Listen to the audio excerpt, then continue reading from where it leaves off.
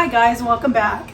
You ever wonder what to do with that leftover pot roast that you have? Well, today I'm going to show you what to do.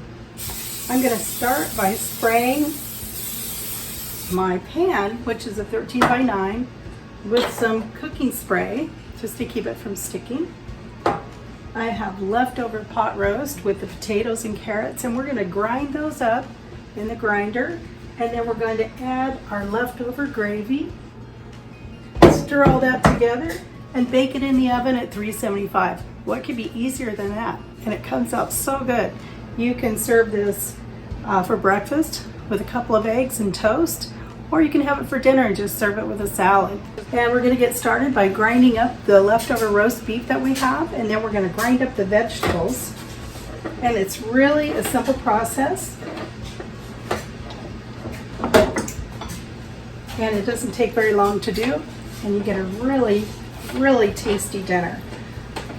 Now I'm sure you could use an electric grinder if you have one that's an attachment to, say, your KitchenAid, but I don't have that attachment for my KitchenAid, so I'm just going to continue to do it the way I've always done it and just grind it up the old-fashioned way. Now this roast beef hash can be put together, and you can freeze it once you put it together in smaller baking dishes, and then just take it out at least a few hours before you want to cook it in the oven so that it starts to defrost, and then reheat it in the oven at 375 until it's heated all the way through, and you get kind of a nice brown crustiness to the top. Like I said, you're getting all your vegetables in here, so you don't really need to add vegetables as a side, other than maybe a salad, so that you get some fresh greens in there with your carrots and your potatoes. And this also has onions that are cooked. And so anything that was in that pot roast is going into the roast beef hash. Now when you're making corned beef hash, it's kind of the same idea, except for you don't have to put carrots in it if you don't want to put carrots in it. Corned beef hash usually is just the potato, the onion, and the corned beef all combined together.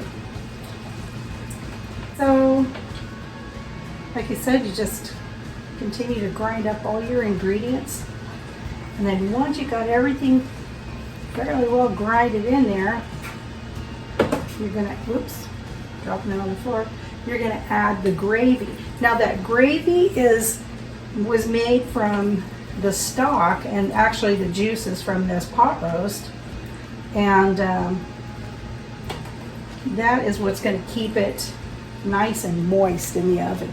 So don't leave that out whatever you do, or you're going to have really dry roast beef hash. That just wouldn't do. I think I've got more potatoes than I need, so I think that's about all I'm going to put in there for the potatoes. And then we just stir it all together.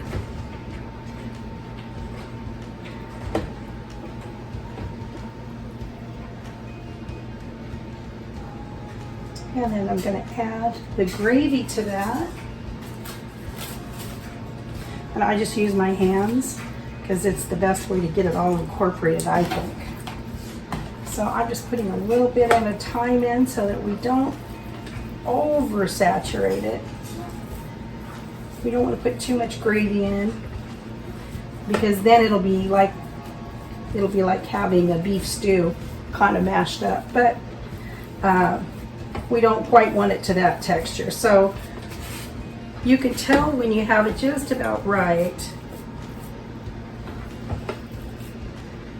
and you got just enough of that gravy to kind of make it where it'll form a ball like that.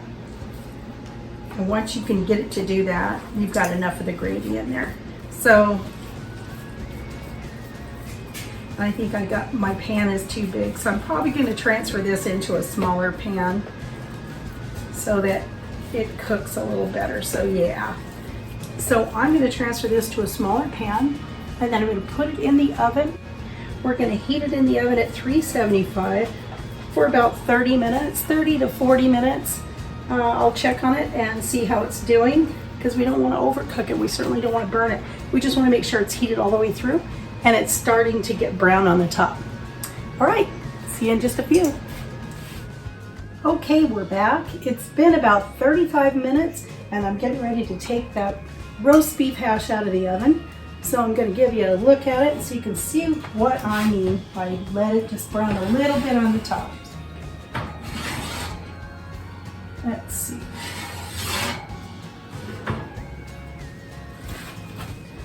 There it is. And it's all ready and it's bubbly. You close this door.